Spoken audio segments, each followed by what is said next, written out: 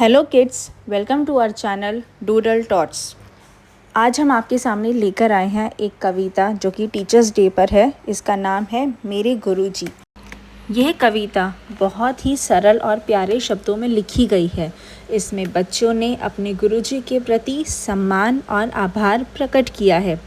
कविता बताती है कि गुरुजी हमें केवल पढ़ना लिखना ही नहीं सिखाते, बल्कि अच्छे बुरे का फ़र्क समझाते हैं, हमें हिम्मत देते हैं और हमारे जीवन को ज्ञान की रोशनी से उज्जवल करते हैं।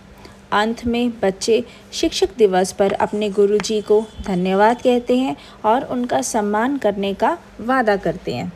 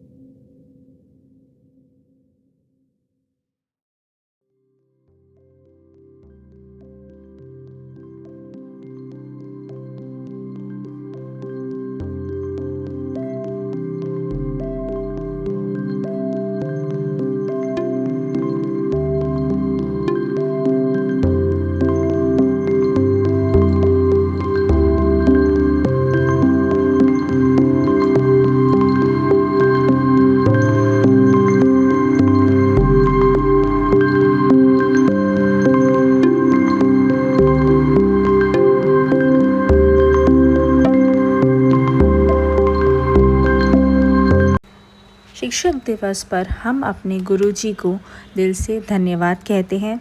आपकी दी हुई सीख और प्यार हमेशा हमारे जीवन को रोशन करता रहेगा। धन्यवाद गुरुजी। Happy teachers day.